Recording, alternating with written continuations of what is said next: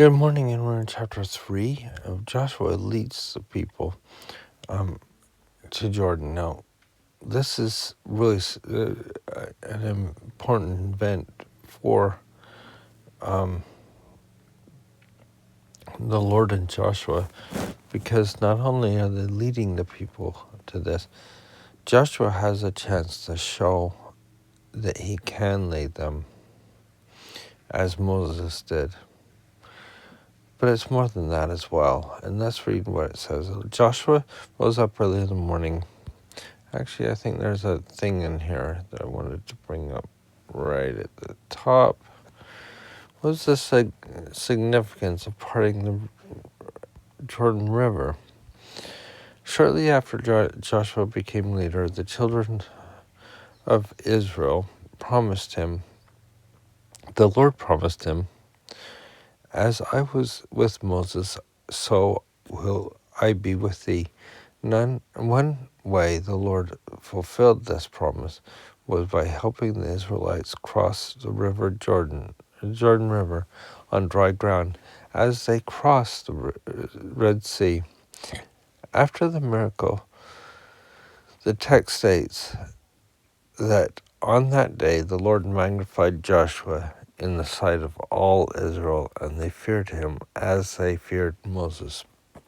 The miracle of Jordan River also points to Jesus Christ. In Hebrew, Joshua means Jehovah is salvation. The name eventually evolved through Greek, Latin, into English as Jesus. Joshua, leading Israel into the promised land, can remind us of Jesus leading all the faithful into the ultimate land of promise, the celestial kingdom. Centuries after the Israelites' miracle at Jordan, Jesus Christ was baptized in the same river at the beginning of his mortal ministry. Now, one of the biggest reasons why I read that is because I want that point that this is the same place that Jesus gets baptized, or the same river, and the significance of that as tied in with Jesus. Remember, these scriptures mean more when you see Jesus in them. So Joshua rose up early in the morning, and they removed from Shittim and came to Jordan, he and all the children of Israel, and lodged there before they passed over. And it came to pass that after 3 days the officers went through the host, and they commanded the people, saying, "When ye see the ark of the covenant of the Lord, and the priests of Levites bearing it, then ye shall remove your place and go after it." So they've organized everybody where they're supposed to be and when they're supposed to move. And it's interesting, it says, "Yet there shall be a space between you and it, about 2,000 cubits by measure." Somebody measured it, said it's about a half a mile. That's a long distance. But it is an interesting distance to see that they come and they go behind it a half a mile. And it makes us realize that the Lord is before us, and that he knows what's coming well before we do. "Come not near unto it, that ye may know the way by which ye must go. For ye have not passed this way heretofore." They haven't gone this far into the promised land before, and this is a new thing for them. Joshua said unto the people, "Sanctify yourselves, for tomorrow the Lord will do wonders among you." And what does that say? "Make yourselves clean and holy by ritual washings." Have they ever had to do that before? Of course they have. They've done it in the wilderness several times. That's why they have the tabernacle. That's why the people are doing what they're doing. They do these things to become closer to the Lord. Do you think the Lord really cares if they go into that land or if they obtain any other land? Well, he cares because he made a covenant with Abraham, Isaac, and Jacob. But as far as the people's concerned, he wants them to follow him. And this is how he will do it. That's why it's so important that they do these things, is to follow him. So they need to sanctify themselves, for tomorrow the Lord will do wonders among you.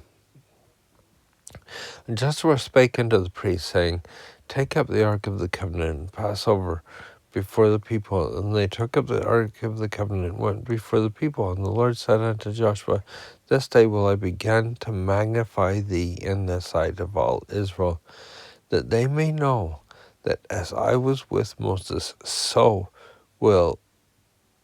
I will be with thee.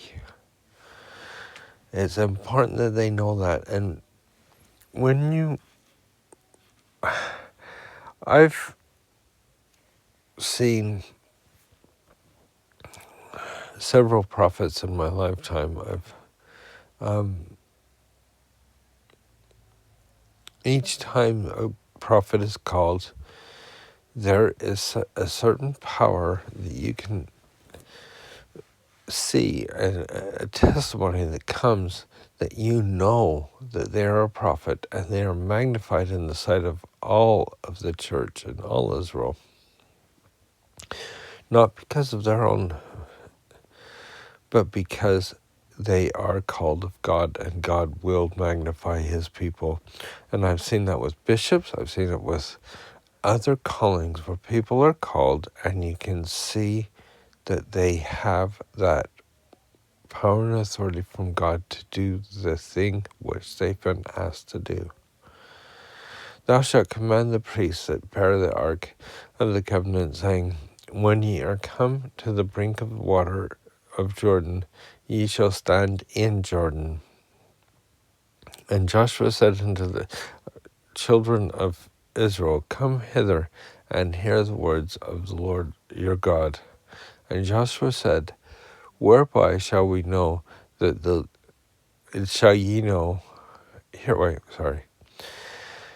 Joshua said, Hereby ye shall know that the living God is among you, that he will without fail drive out from before you the Canaanites, the Hittites, the Hivites, the Perizzites, the Girgashites, and the Amorites, and the Jebusites. He's saying, watch this, and then know who is the leader. I don't think the Lord wants them to just drive them out. They could have sat down and had their councils of war, but he wants them to know who's doing the work. And we'll see that when we get to the walls of Jericho. Behold, the ark of the covenant of the Lord of all the earth pass before you into Jordan. Remember, that is supposed to be his seat, the Lord's seat, the covenant, the mercy seat on the Ark of the Covenant.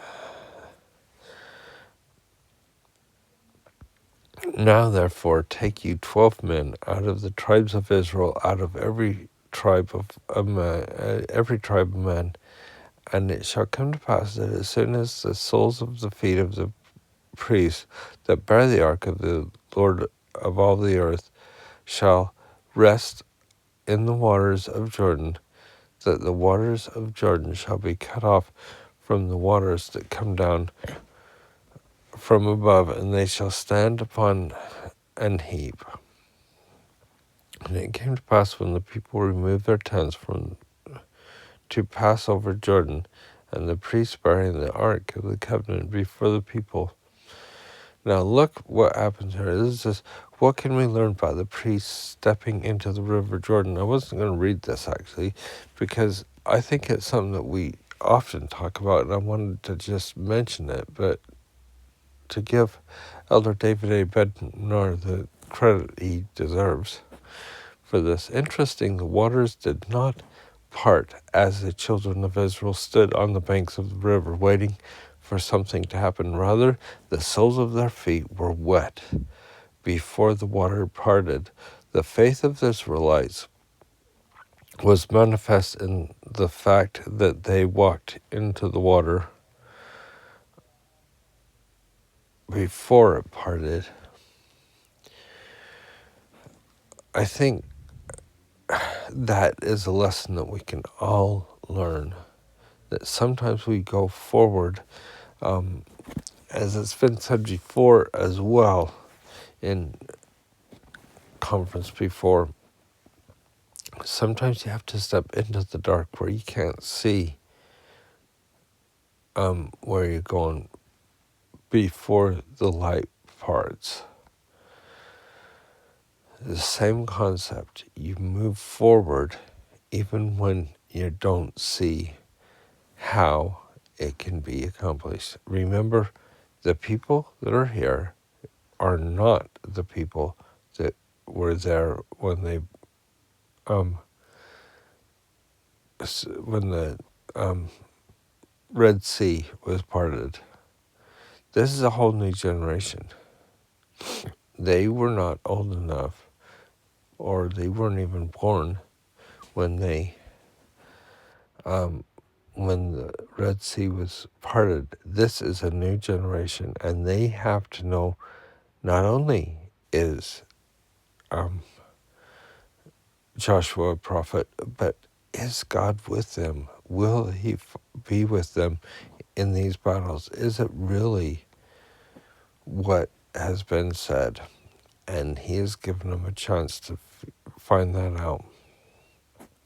And as they that bear the ark were come in unto Jordan, and the feet of the priests that bear the ark were dipped in the brim of water, for the Jordan overfloweth all his banks all the time of harvest. So there is more water than just a little river. This is a lot of water. The waters which come down from above stood and rose upon an heap. So above meaning, I don't know what happened there.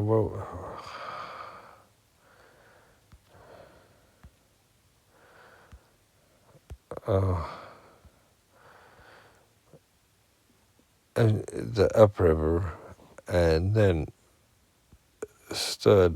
was stopped. So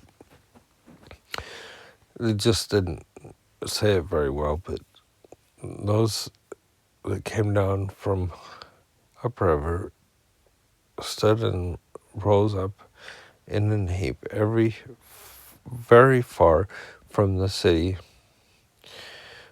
Adam that is beside Zetron. Zertan, I guess. And those that came down toward the sea, even to the Salt Sea or the Dead Sea, failed and were cut off, and the people passed over right against Jericho. And the priests that bear the ark of the covenant. So this isn't just a small width. This is a lot of river that's backed up right now. And the priests that bear the ark of the covenant of the Lord stood firm on dry ground in the midst of Jordan, and all the Israelites passed over on dry ground until the people were passed over, clean over Jordan. So we've got this miracle, and the people are turning to the Lord and being close to the Lord. They've had 40 years to prepare for this, and they know that the Lord is with them and with Joshua.